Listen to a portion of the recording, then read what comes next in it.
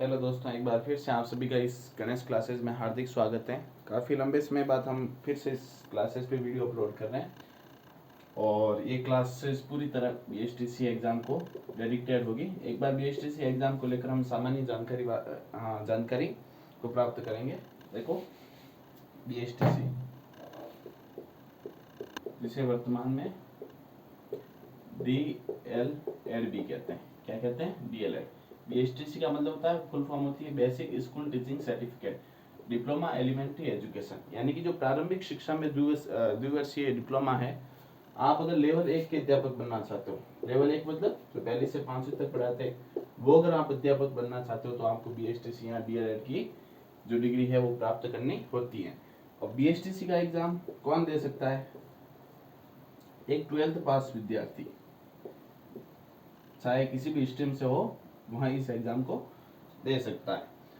तो अगर आपने 12वीं पास कर ली है या किसी कॉलेज की किसी फर्स्ट ईयर या सेकेंड ईयर थर्ड ईयर जिसमें भी है और आप बीएसटीसी को पास करके लेवल 1 के अध्यापक बनना चाहते हो तो ये सेशन आपके लिए महत्वपूर्ण रहेगा। आज हम बीएसटीसी के बारे में सामान्य जानकारी प्राप्त करेंगे कि बीएसटीसी का सिलेबस क्या है, एग्जाम पैटर्न क्या है, इसके बारे में जानकारी प्राप्त करेंगे। देखिए, बीएसटीसी पहले मैं अपने बारे में बता दूं। मैंने जो बीएसटीसी का पहली बार मतलब बीएसटीसी और पीटीटी दो चीज़ें होती हैं अगर आपको टीचर बनना हो। बीएसटीसी यहाँ से आप लेवल 1 के अध्यापक बन सकते हो। पीटीटी यानी कि बीएड, इससे आप लेवल 2 सेकंड ग्रेड के टीचर बन सकते हो। लेकिन ये अगर 12th के बाद अगर आप 4 वर्ष से करोगे तो 4 साल की होगी, 4 वर्ष की होगी। लेकिन अगर आप बीए के बाद करना चाहते हो तो ये कितने वर्ष की होगी? 2 वर्ष की होगी। जबकि बीएसटीसी को करने का सबसे बड़ा फायदा है कि 12th पास होते ही 12th पास आउट विद्यार्थी ही 2 साल में इस डिग्री को अर्जित करके अध्यापक बन सकता है। तो आज हम बात करेंगे मैंने जो बीएसटीसी की है उसके बारे में कि मैंने अगस्त 2020 में बीएसटीसी का एग्जाम दिया था। 31 अगस्त डेट थी। उस एग्जाम को मैंने क्रैक किया था। 437 नंबर मेरे थे। फर्स्ट चॉइस से मुझे काउंसलिंग होती है, इसके बाद एग्ज़ाम देने के बाद फर्स्ट चॉइस से मेरा बीएसटीसी में एग्ज़ाम हुआ था और सेशन 2020-22 में मेरी डिग्री आई। हालांकि ये कोरोना के कारण 2023 में पूरी हुई और अभी रीट का दे रखा है, आगे क्या देखते हैं उसका क्या होता है।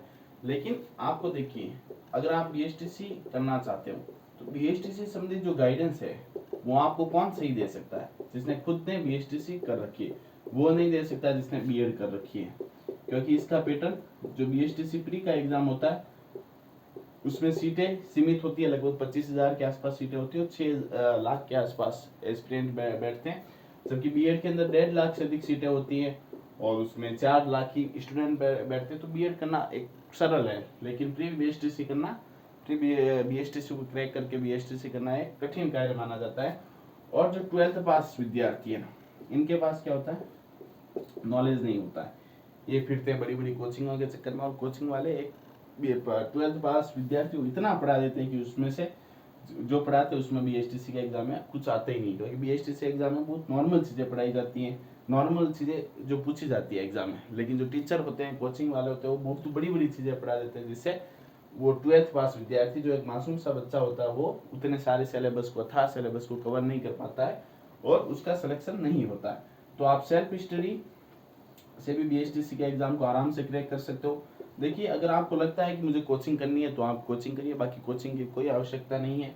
आप इस क्लास से जुड़े रहिए, आपको एक गाइडेंस के तौर पर मैं कार्य करूँगा और बीएसटी संबंधित जो भी जानकारी हो तमाम जानकारी को आपको उपलब्ध कराऊंगा। और कौन कौन सी बुक पढ़नी है, कौन कौन से टॉपिक आपको नहीं पढ़ने जहाँ से प्रश्न आते ही नहीं है। जैसे बीएसटीसी में अगर राजस्थान के सामान्य अध्ययन में सामान्य जो ज्ञान से प्रश्न पूछे जाते हैं उसमें जलवायु टॉपिक आता है। अब जलवायु में कोचिंग वाले बहुत बड़ा पढ़ा देंगे, कोपन का वर्गीकरण पढ़ा देंगे, लेकिन ऐसी चीज़ें तो इसमें पूछी नहीं जाती, वो तो आरएस के लेवल की है। लेकिन कोचिंग वाले अथाह ज्ञान एक 12th पास विद्यार्थी को देने का प्रयत्न करते हैं, लेकिन 12th पास विद्यार्थी उस ज्ञान को अचीव नहीं कर पाता और वो एग्जाम क्रैक नहीं कर पाता है। तो एक बेस्ट जो स्ट्रेटजी होती है, प्लानिंग होती है, वही सफलता का आधार होती है। तो मैं आपको वो प्लानिंग बताऊंगा। पहले हम बीएसटीसी के एग्जाम के सिलेबस के बारे में चर्चा करेंगे। देखिए, ठीक है ना। हमारा जो टारगेट है वो बीएसटीसी 2023 टारगेट है हमारा आप सभी का। BSTC exam 2023। बीएसटीसी के full form basic school teaching certificate, जिसे वर्तमान में डीएलएड भी कहते हैं, diploma elementary education. BSTC exam 2023। किसी भी एग्जाम को अगर आप ट्रैक करना चाहते हो तो सबसे पहले जो महत्वपूर्ण चीज होती है वो होता है उसका सिलेबस। अगर सिलेबस आपने अच्छे से समझ लिया, प्रीवियस ईयर के क्वेश्चंस को अगर आपने अच्छे से समझकर एनालाइज कर दिया कि कहाँ से प्रश्न पुटअप होते हैं, तो आप उस एग्जाम को आसानी से क्रैक कर सकते हो।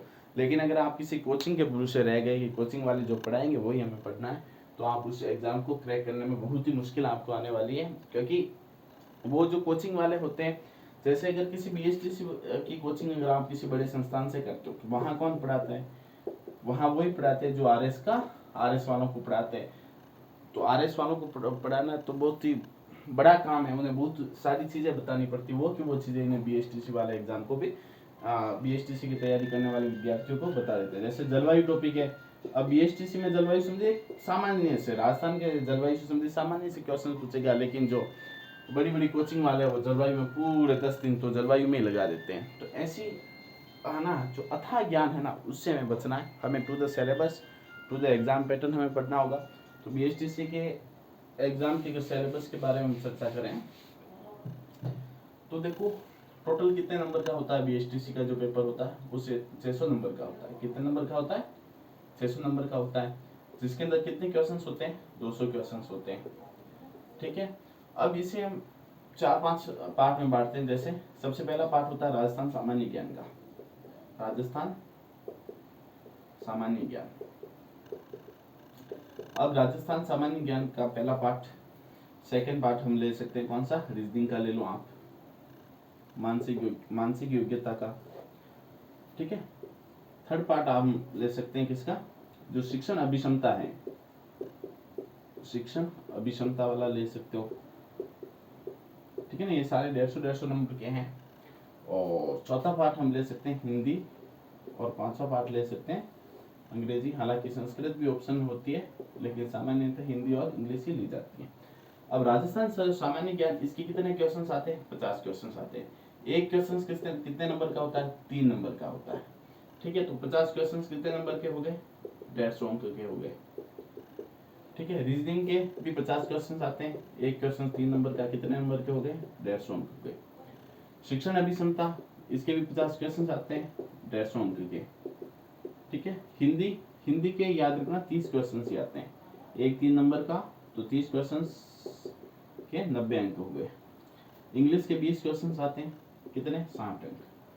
60 अंक हो गए ना, 20 क्वेश्चन 60 अंक। तो इस प्रकार से जो बीएसटीसी में अगर देखा जाए तो कितने का पूर्णांक हो गया?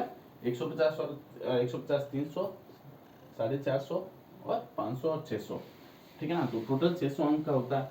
अब अभी से कुछ साथी ऐसे होंगे जो कट ऑफ के बारे में बताएंगे, लेकिन मैं आपको बता दूं, क्योंकि मैंने भी पहली बार एग्जाम दिया था, मेरे साथियों ने भी दिया था, और एक अच्छा अनुभव मेरे को बीएसटीसी से है, क्योंकि बीएसटीसी की डिग्री भी मेरी अभी पूरी हुई है। तो एक जो जनरल की मेरिट जाती है सामान्यतः हमेशा ही 400 प्लस ही रहती है, क्योंकि एक काफ़ी ट्रेंड बीएसटीसी के एग्जाम को लेकर होता है। जितना लोग बीएड नहीं, मतलब बीएड के प्रति अट्रैक्टिव नहीं होते, उतना बीएसटीसी के प्रति अट्रैक्टिव होते हैं, क्योंकि इसमें ओवरऑल बच्चे भी कम होते हैं। जो बीएसटीसी जो अभी तक कर रखी है वो बच्चे भी इसमें कम है। आगे जो रीट का है उसमें थोड़ा कंपटीशन कम हो जाता है। इसकी जैसे प्री एग्जाम में बीएसटी की सीटें ही 25,000 होती है, 4-5 लाख विद्यार्थी बैठते हैं। तो बीएसटीसी जैसे एक साल में बीएसटीसी 25,000 छात्र कर रहे हैं, तो वही बीएड वाले कम से कम 1.5 लाख के आसपास है। तो वहाँ आगे जाकर एक बड़ी भीड़ हो जाती है और वहाँ कंपटीशन बढ़ जाता है। इसमें अभी कंपटीशन ज़्यादा है, लेकिन आगे जाकर राह जो है अभी से आसान हो जाती है। तो एक बार हम चर्चा करेंगे, लगभग 400 प्लस एक जनरल वाला को एक स्कोर करना होगा अगर आप बीएसटीसी जनरल की, है ना, जनरल की बता रहे हैं। अगर जनरल 400 प्लस, अगर 2-3 सालों का ट्रेंड देखा जाए तो 400 प्लस वाले का सिलेक्शन ही श्योर माना जाता है जनरल में। ठीक है, अब हम बातें करते हैं कि आपको तैयारी कैसे करनी है। देखो, कोचिंग करने की कोई आवश्यकता नहीं, लेकिन आप अगर नए हो, कहा जाता है कि नई नई आंखें हो तो हर मंजर अच्छा लगता है। अगर आप भी 12th पास विद्यार्थी हो तो इस जो माया जाल है किताबों का हो, कोचिंग का हो, इसमें अगर आप फंसना चाह मतलब पूरा माया जाल है, इतना जितना आप अंदर जाओगे उतना ही अंदर आप दसते जाओगे। लेकिन एक सेल्फ स्टडी है ना, एक सही स्ट्रेटजी के साथ सेल्फ स्टडी से इस एग्जाम को आसानी से क्रैक किया जा सकता है। लेकिन अगर आप बड़ी बड़ी कोचिंगों के पीछे भागोगे तो वो इतना पढ़ाएंगे कि एक साल मतलब 3-4 महीने में उसको कवर करना असंभव है। आप याद ही नहीं कर पाओगे, उसको मेमोराइज भी नहीं कर पाओगे, तो इससे चीज़ें असंभव हो जाती हैं। तो अब हम बात करेंगे, देखो राजस्थान सामान्य ज्ञान। अब राजस्थान सामान्य ज्ञान में देखो इसके अंदर बहुत सारी चीज़ें आती हैं। इसके अंदर पॉलिटिकल भी आ जाती है, शुरुआत से करें तो इसके अंदर हिस्ट्री भी आ जाती है राजस्थान की, इसके अंदर आर्ट और कल्चर भी आ जाती है, इसके अंदर ज्योग्राफी भी आ जाती है, इसके अंदर पॉलिटिकल भी आ जाती है। ठीक है ना, राजस्थान की ये सारे राजस्थान से रिलेटेड, राजस्थान की हिस्ट्री भी आ जाती है, राजवंश भी आ जाता है। लेकिन राजवंश ऐसा नहीं आता है कि राजाओं के क्रम बताओ, या कोई डिफिकल्ट प्रश्न नहीं पूछा जाता, बहुत सिंपल प्रश्न पूछा जाता है। जैसे महाराणा प्रताप का जन्म कब हुआ, हल्दी घाटी का युद्ध किन किन के बीच हुआ, हल्दी घाटी का युद्ध हुआ कब, ऐसे सामान्य से प्रश्न पूछे जाते हैं। लेकिन कोचिंग वाले ना जाने क्या क्या पढ़ा देते हैं और बच्चे इस सिलेबस को कवर नहीं कर पाते, क्योंकि ज्ञान बहुत है लेकिन हमें टू द सिलेबस ही हमारे जो ज्ञान है उसी की आवश्यकता है। और आर्ट और कल्चर में लोक देवता हैं, लोक देवियां हैं, नृत्य है, संगीत है, ऐसी चीज़ें इसके अंदर है। बहुत नॉर्मल चीज़ पूछी जाती है, उतना डीपली पढ़ने, देखो इस चीज़ को आप ध्यान रखना, अगर 12th पास विद्यार्थी हो तो डीपली पढ़ने की कोई आवश्यकता नहीं है। ऊपर से नॉर्मल चीज़ें पढ़नी है, क्या चीज़ें छोड़नी है, वो इस प्लेटफॉर्म पर आपको आसानी से मिल जाएगी। आप उन तमाम अपने साथियों को इस क्लासेस को शेयर करें। अब ज्योग्राफी के अंदर नदियाँ भी आ जाती है, इसके अंतर्गत अफवाह तंत्र भी आ जाता है। अगर आप किसी बड़े कोचिंग से पढ़ोगे तो वो अफवाह तंत्र में 6 से 7 दिन लगा देंगे और कम से कम 15-20 पेज के नोट्स आपको लिखवा देंगे। लेकिन प्रश्न तो 1-2 आना और बहुत सिंपल आना है, तो हम उसके बारे में चर्चा करेंगे। पॉलिटिकल में सामान्य से कार्यपालिका, न्यायपालिका और बहुत सिंपल प्रश्न आता है। जैसे राजस्थान से लोकसभा के कितने सदस्य चुने जाते हैं, राज्यसभा के कितने चुने जाते हैं, ऐसे बिल्कुल जो सामान्य, जो एक 10वीं 11वीं के विद्यार्थी को पता होने चाहिए, वही प्रश्न पूछे जाते हैं। कोई डीपली प्रश्न ऐसे नहीं पूछे जाएंगे कि राजस्थान में मुख्यमंत्रियों के क्रम बताइए, ये बताइए, वो बताइए, ऐसे कुछ नहीं पूछे जाएंगे। अब रीजनिंग बहुत ही नॉर्मल, एक ठीक ठाक लेवल रीजनिंग का आता है। अब जैसे रीजनिंग की बात की जाए, कितने क्वेश्चन आएंगे, देखो सारे 150 क्वेश्चन, 50 क्वेश्चन 50, और यहाँ हिंदी में 30 क्वेश्चन और इंग्लिश में 20 क्वेश्चन है। रीजनिंग भी आपको इस प्लेटफॉर्म पर, देखो राजस्थान जीके में तो ज़्यादा चीज़ें पढ़ाने जैसी है नहीं, आप नॉर्मल सी चीज़ें मैं बता दूंगा आपको किस ढंग से पढ़नी है, किस वे से पढ़नी है।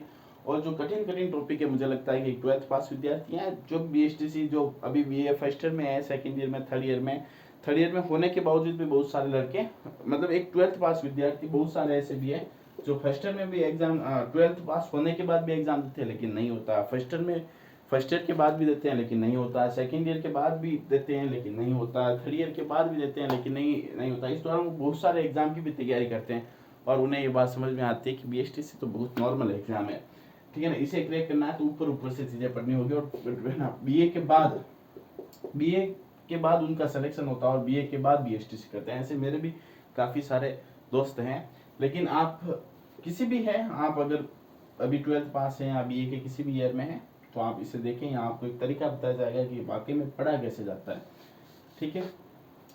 तो रीजनिंग की बात की जाए, नॉर्मल है, इस प्लेटफॉर्म पर आपको पूरी रीजनिंग हम पढ़ा देंगे।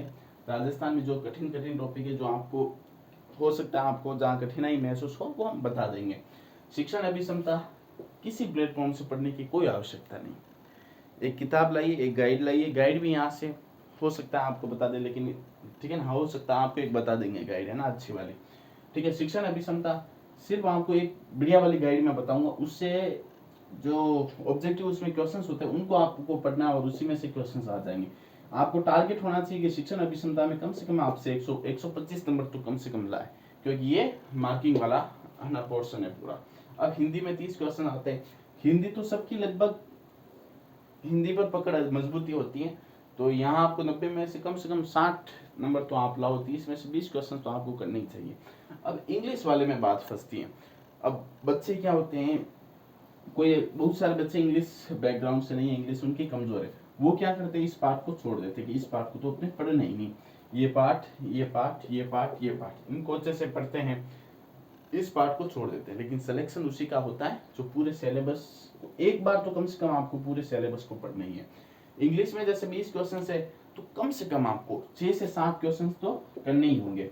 ये 6 से 7 क्वेश्चन ये आपको मेरिट के अंदर लेंगे और मेरिट से बाहर करेंगे। मेरे बहुत सारे दोस्त हैं ऐसे जिनको राजस्थान में बहुत सारे कोचिंग से या ऑनलाइन कोचिंग से बहुत सारा पढ़ लिया है, सारा में उनका अच्छा ज्ञान है, लेकिन इनको इसको उन्होंने छोड़ दिया। उनके जनरल में नंबर आ रहे 360-70 के आसपास, 2023-22 में आए थे, और वो 20-30 नंबर से रह गए और 20-30 नंबर यही खराब हो गए थे उनके। तो इस वाले पार्ट को भी हमें मजबूत करना होगा अगर सिलेक्शन लेना है। तो अब हमारे इस प्लेटफॉर्म से आपको क्या उपलब्ध होगा बीएसटीसी के एग्जाम को लेकर। तो मैं आपको बता दूं, हमारे इस प्लेटफॉर्म पर हम कल एक लेकर आएंगे स्ट्रेटजी, बीएसटीसी के पूरे सिलेबस के आधार पर, पूरे सिलेबस पर आधारित पूरे सिलेबस पर आधारित एक शानदार प्लानिंग कल हम लेके आएंगे, स्ट्रेटजी लेके आएंगे ना। उस स्ट्रेटजी के अनुसार आपको पढ़ना है।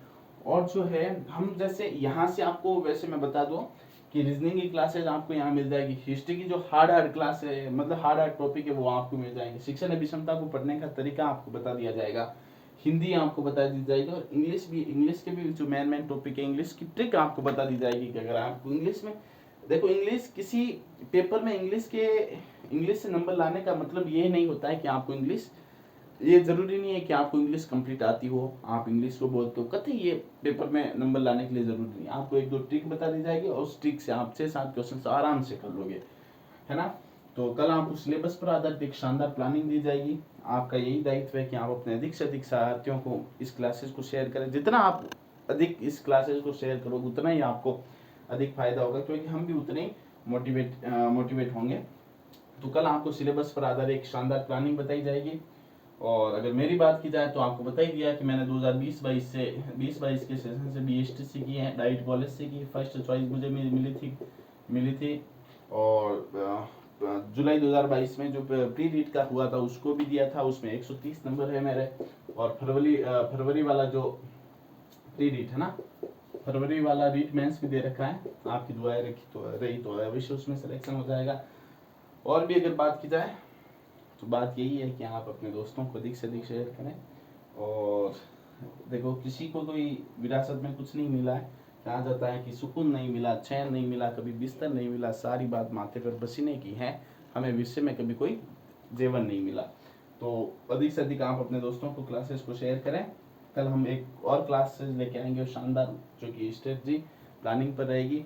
और परसों से हम क्लासेस को कंटिन्यू करेंगे, लेकिन आपका कर्तव्य है कि आप अपने अधिक से अधिक दोस्तों को क्लासेस को शेयर करें। जितना आप अधिक शेयर वो करोगे उतना ही मोटिवेट होंगे और उतनी ज़्यादा क्लासेस आपको उपलब्ध करवाई जाएगी। धन्यवाद।